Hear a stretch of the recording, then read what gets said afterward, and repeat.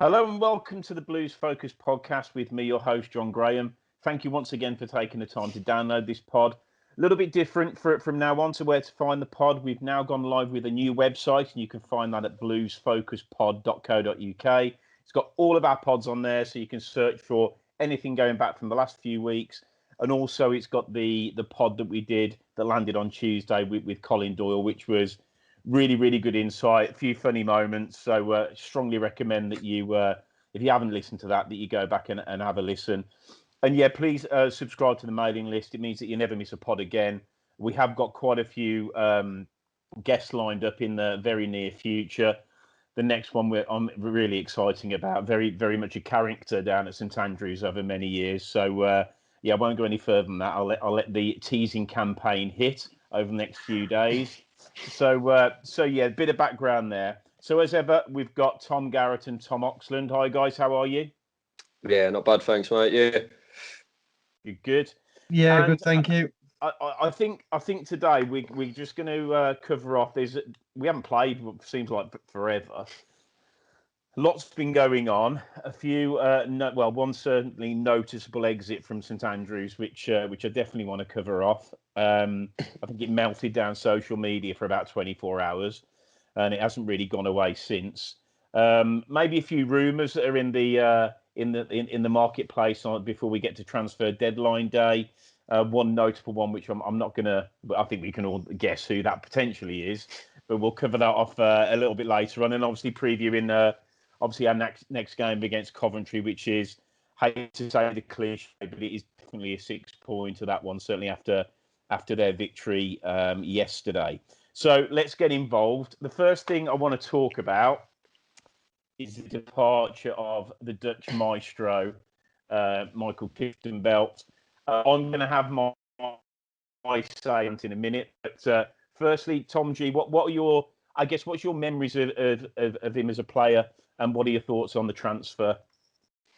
I think he's looking before he's played over 183 times or something like that. Over a period of time, and he's been through. I think like us all Blues fans, I think he's been through the rough times with us as well. On the pitch, I think he works hard, and I was reading. I didn't realise he sort of sent that really nice message out there, and I was reading it the other day, and I think it just proves what type of guy you're going to get with him, on and off the pitch. I think, the way he plays on the pitch is hard working, for the team, wears his heart on his sleeve. And again, just from that message the other day, I thought, just proves what sort of guy he is. I think he will be missed massively in terms of his effort. He is a player where I'll be honest, where I have seen him in the team at times, and I thought, I think we do need to strengthen that position. But again, his overall commitment and, his attitude and he's just been a great servant to the club. Yeah, I would totally agree with all of that. I thought the open letter was. I felt bad anyway, but I read that and I was ready to bloody. I was just like, I needed a stiff drink after that. I was just like, you just know the type of guy, and I think what a character he must have been in the dressing room. And I think since then, with a few of the other Blues sort of groups and fan groups out there, did a lot of work in the community. And yeah, some things that you probably don't see until somebody's gone. So Tom, what are your thoughts on it all? I mean, virtually the same as Tom, really.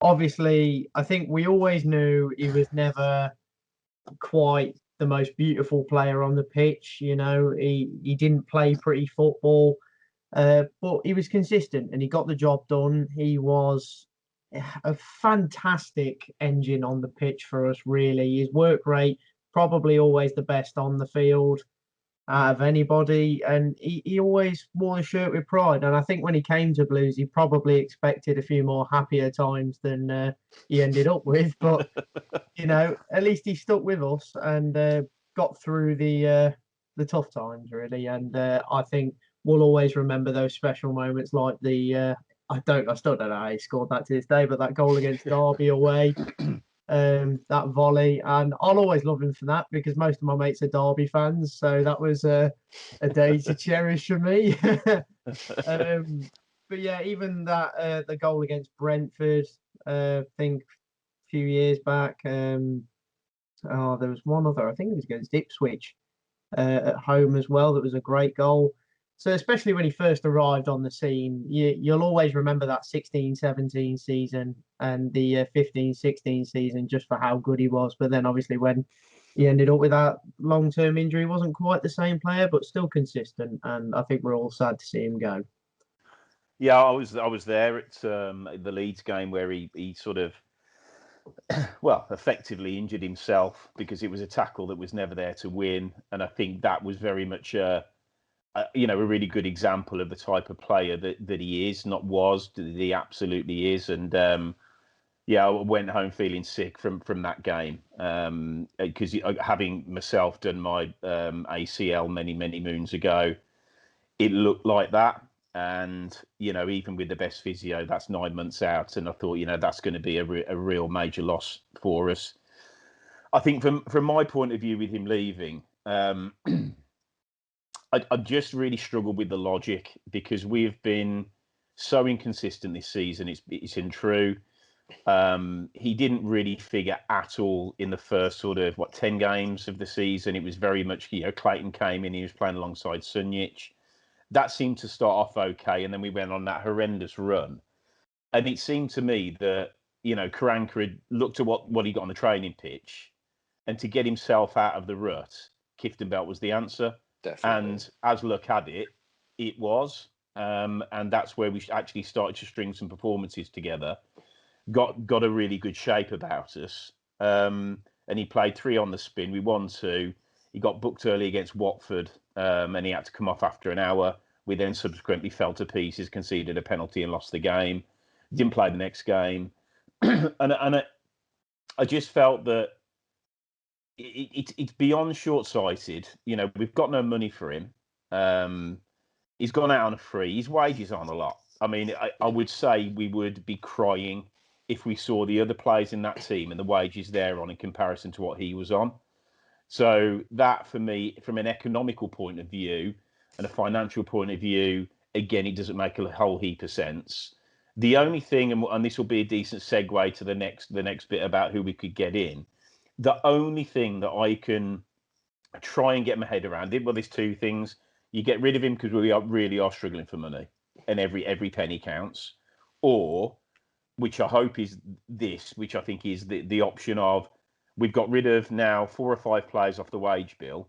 If you add all that together, can we then land a player that is really going to make a difference, and we're not sort of signing people from, with all the best will in the world, but a kid from Barcelona or Barcelona's associated team who, he's not going to be the ready-made answer. He might be good down the line, but so for me, hopefully they're just trying to build a war chest to say, right, we want 1 player, and we're prepared to leave somebody like, let Kieftenbeld go, and maybe Djukovic, because again, that's the rumour that Middlesbrough have been in for him.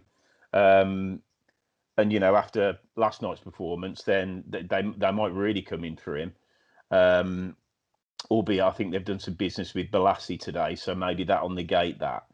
But I think on Kieftenbeld, it just, if there is no method to this and there's no real plan, this is beyond Blues. For me, it is the most Blues thing I've ever seen in my entire life because it makes no sense at all. Millwall are down there with us. If we get a couple of wins, win our next 2 games, I think we're level points or slightly ahead of Millwall, and then we play Millwall against the player we've got rid of for nothing, who has been one of the best players in our team. I mean, it is just mental, absolutely mental. So I hope I'm wrong. I hope there's some rationale behind it. I don't want to be one of the, a typical blue nose that says, "Oh, it's a nightmare. The owners need to go." And Don't get me wrong. If there is no method, I'll be absolutely on that bandwagon.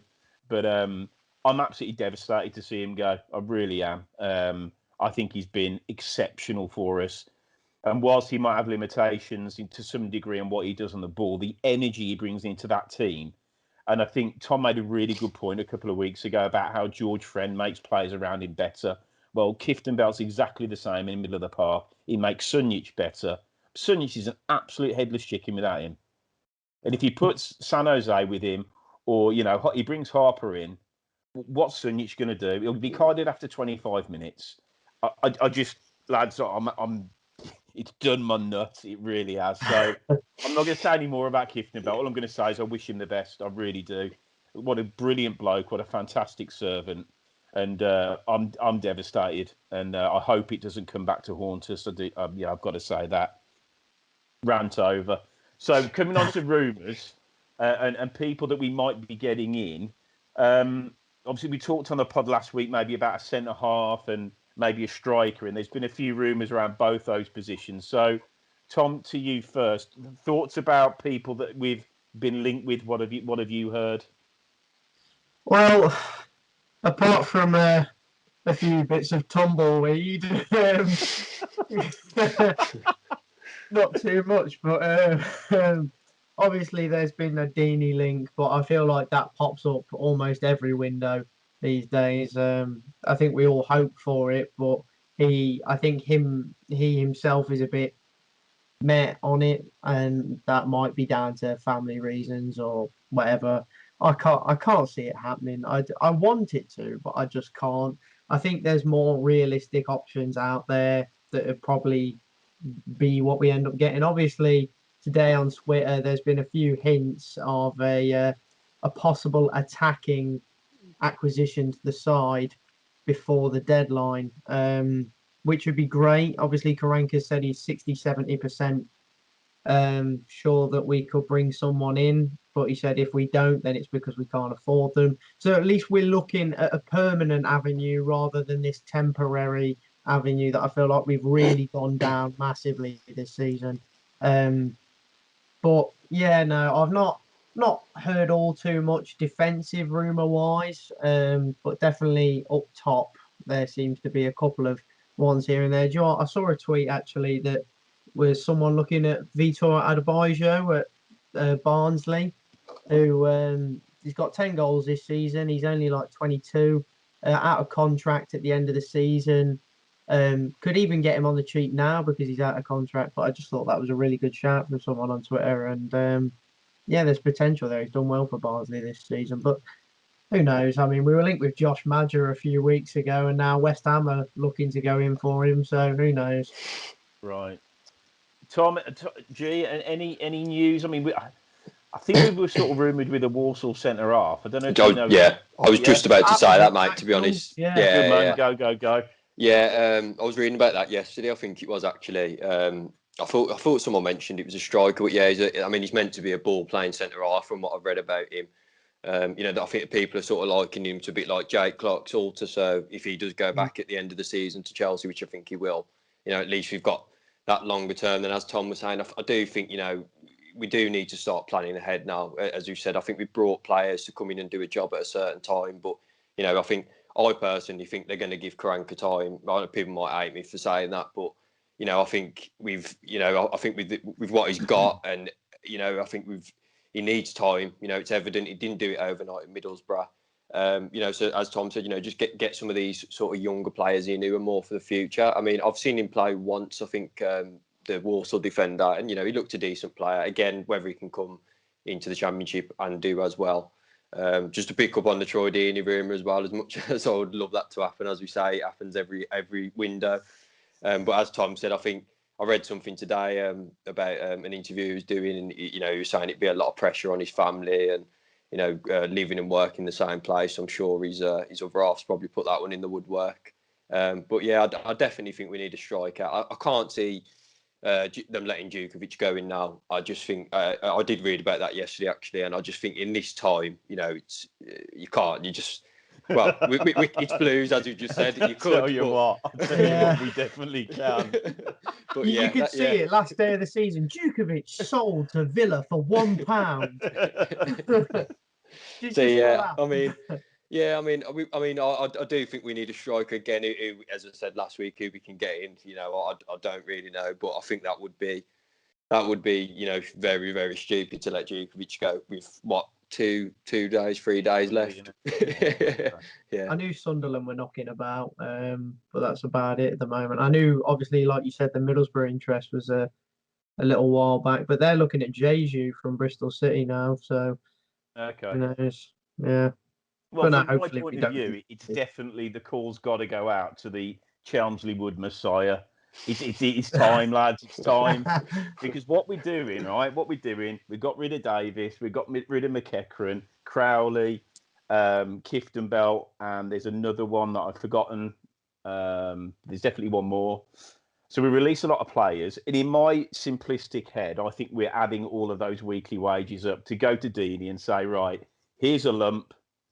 Come and take the armband. You know, the prodigal son returns, and it would be without doubt the best signing in the history of, certainly in my time supporting the club. And I say that with a little bit tongue in cheek, but there is part of me that is, if we could try and, we've said before about, if we get a striker in, let's go into the lower leagues. Let's get somebody that, you know, has maybe got something to prove, which I think is still right. But I think on the flip side of that, it's have we got somebody that's got a bit of a point to prove? And I'm not saying he has from a career point of view, but you both made the point that this is an ongoing rumour. But I think it's now where he's in the Championship and before he was in the Premiership. So for me, he's playing in the league that the Blues are in. So that for me, that's a major tick in the box. Watford go through managers more than we do, which is saying something. And I don't know from that stability point of view, whether that's something that is maybe a concern for him. Would they give him, say, a 3-year contract? No. Would we? I think we'd probably get close to that. I genuinely do. I think we would offer him a contract over and above anybody else, just from a length of time perspective. If he goes up with Watford, he's not going to be, I think he'll be 34 next season. He's not going to start for them in the Prem. So long term with Watford, does that work? Probably not. So you're then into, well, does he get a move to another club in the window? I know Albion have been looking, but they've just signed somebody, I think, well, on a loan, but with the potential to buy. Tom, you probably know more than he scored a ton of goals. I think in the Turkish league, maybe. Yeah, I knew that Albion. He's got a proper weird name. I can't remember. I also know they were looking at Ahmed Musa as well. Yeah. So I think the sides that have been sort of in the frame for Deeney, if there is an opportunity, it was Albion and us. So I think Albion are looking elsewhere. So for me, breaking that logic down, if he's going to go, then there's only really one. I think there's only one party in town, and that's us. It's just whether we have accumulated that money to go all in on one signing, or if we've just said, right, we're potless, and we've had to get rid of all those players just to bring the finances into line.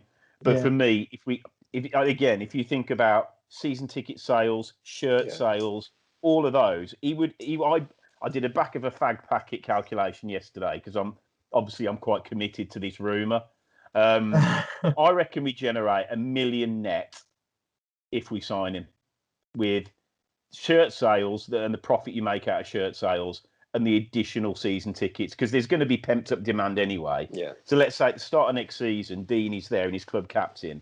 You can't tell me we're not going to smash all the records for season tickets. I think we'd nearly fill the gaff. We'd be up there, wouldn't we?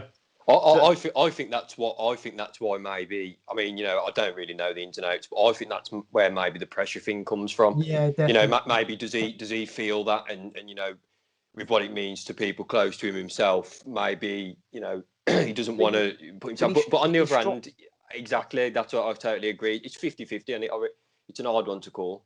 I just don't. He doesn't strike me as the sort of bloke that would get fazed by it. Yeah. I mean, I know he's a massive Blues fan, but if he was that, I mean, all of his family are obviously in and around Birmingham. It doesn't stop him giving it to Villa every time he scores against them, does it? Do you know what I mean? I mean, he absolutely loves it.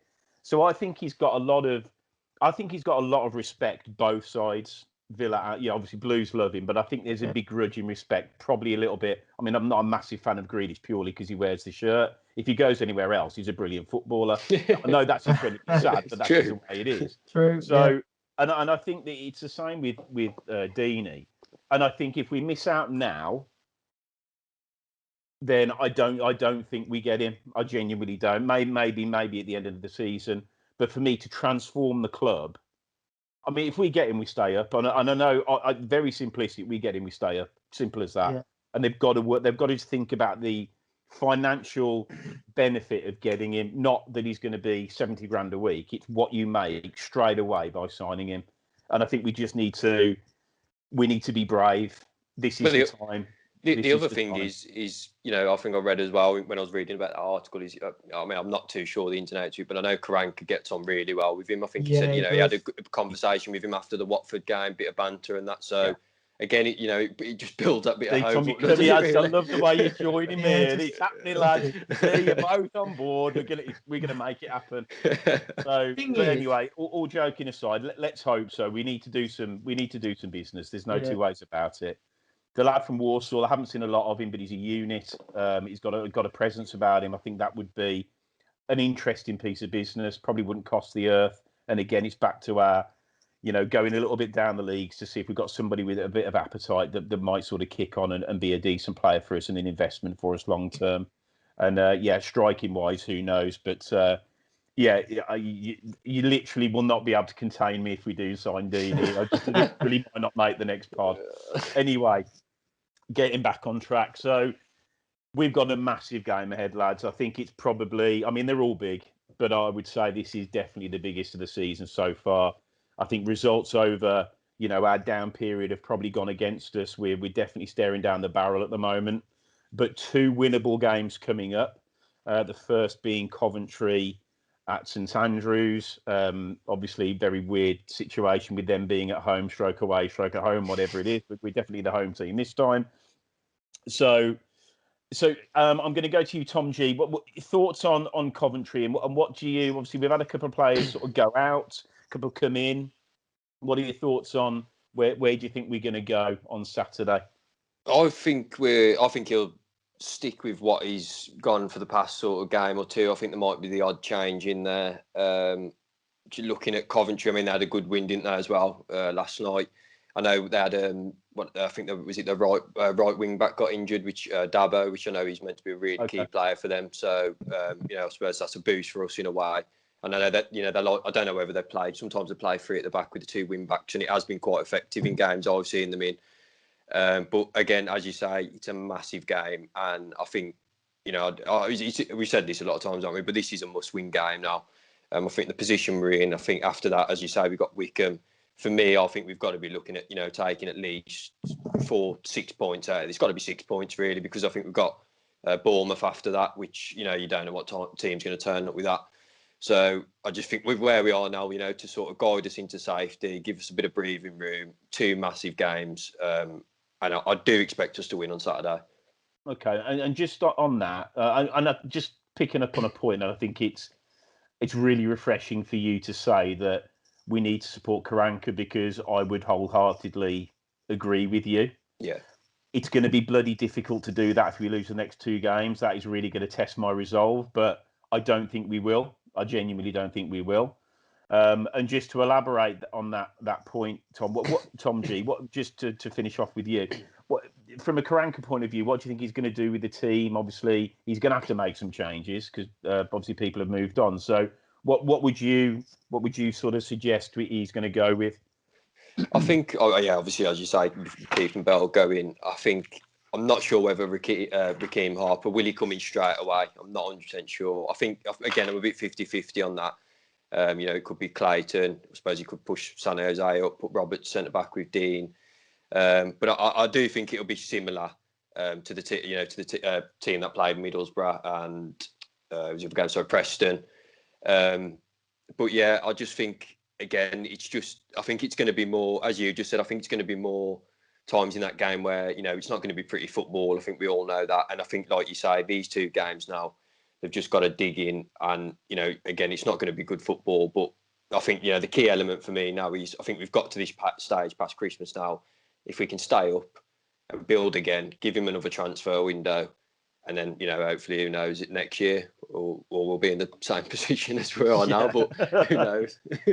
So what do you think about our chances and what sort of team he's going to go with? I think you're right in the sense that he'll go with the same team that he went with Middlesbrough and Preston, because I think he's going to look to finally start putting out a consistent team. I'd like him to throw Harper straight into the mix, but I know he won't. I know Kieftenbeld going. He'll see this as a perfect opportunity or excuse to play Adam Clayton. Because let's face it, he loves the bloke. I think that's quite clear. He gives him enough chances. Honestly, do I think we're going to win the next 2 games? I think we're going to draw one of them and lose one of them. It could be either. To be honest, I'm not feeling positive. I don't like being a negative Nancy, but it's genuinely how I feel about Blues at the moment. But I'd like to think that maybe Wickham away we could take a 1-0 win. But obviously, Cov are a lot more solid at St Andrews than we are. Yeah. I think that's clear for all to see.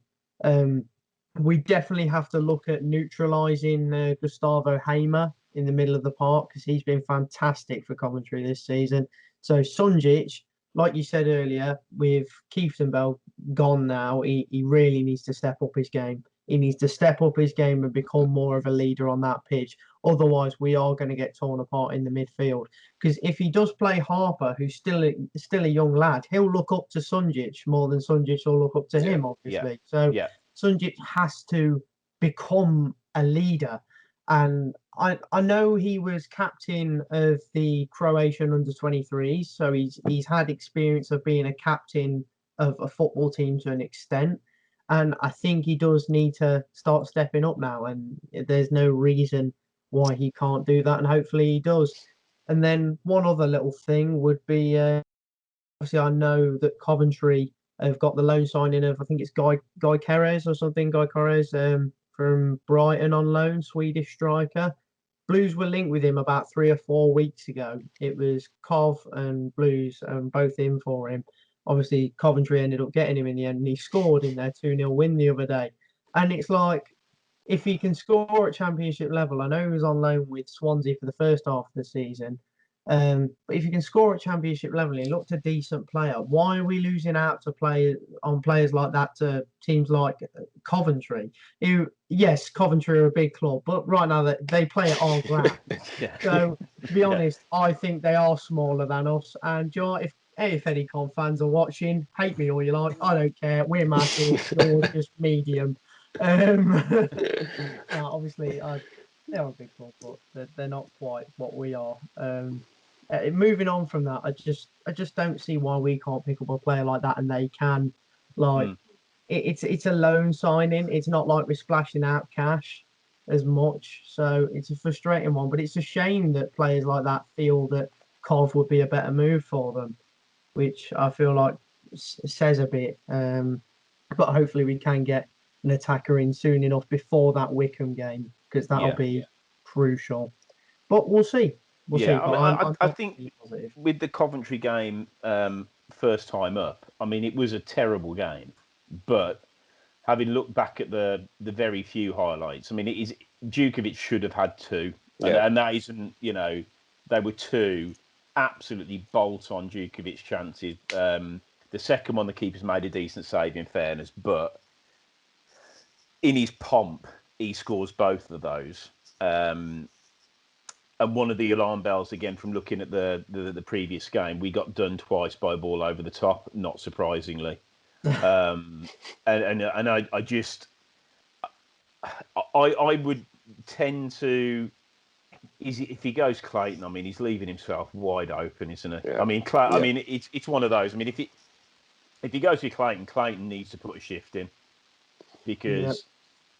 As you said, I mean, many moons ago, there's a guy called Damien Johnson who always used to play for Blues, and it was just like, how is he getting a game? I remember him. You remember him? Jesus, number 22 was he? Or little lad. Blues signed him for 50 grand from the non-league, and what a player he turned out to be. Yeah, but he always got the shirt, and I think with Clayton. I would agree that I think he gets in. Would I pick him? No. I think, Harper, I'd like to see a bit of a shuffle, to be honest. I would like to see Harper with San Jose in those front 2. And then I'd move, I'd probably go with Dean because not because for any other reason, his form's been decent. And I would never drop a player who doesn't seem to be putting it in. And as I said, I think last week, the way he's taking the ball out, he looks really good on the ball. I'd probably drop Friend into centre half and maybe put Pedersen on the left and just change it up a little bit. I think with Friend alongside Dean, I do like that. And last time we played Cov, then it was Roberts and Dean, and they did get sort of torn to pieces. And Cov didn't play well. I actually think Cov have got better since they played us, and obviously we've sort of gone backwards. But I certainly haven't heard anything around the Hogan hamstring either. So I can only assume that he's going to be fit. It certainly wasn't a pull when he came off. I think it was, or a tear, I should say, maybe a bit of a tweak.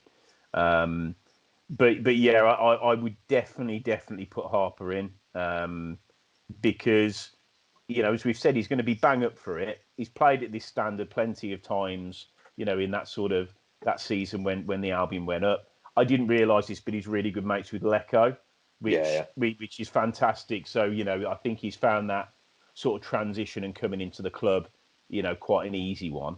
And let's hope that it's good for both of them, because Lecco, brilliant against Man City, didn't get the nod. So you just want all the players to be sort of chomping in the bit and ready to come in. So I genuinely don't know against Cov what I would predict.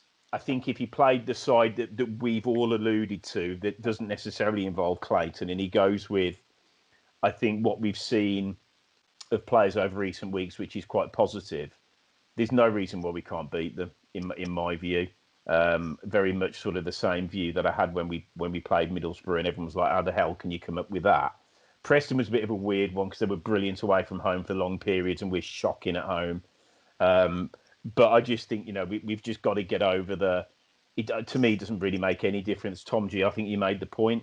Home and away is sort of irrelevant now without fans in the ground. I just don't see why it's making a massive impact.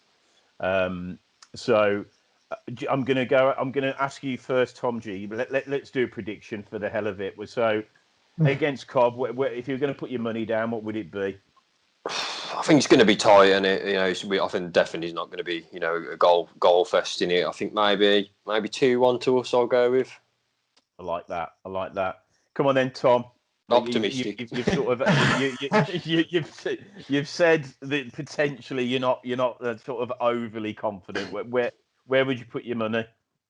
I'm going to try and be as positive as I can. We'll go with a 1-1 draw. We've got to protect Gaff, Yeah, I think that's fair enough. I do. I think that's fair enough. I mean, we're not. I mean, we went through quite a few runner games where we were keeping clean sheets, but that's sort of gone by the wayside a little bit.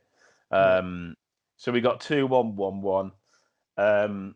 I'm going to go mega optimistic, and I'm going to say it's 2-0. We're going to keep a clean sheet.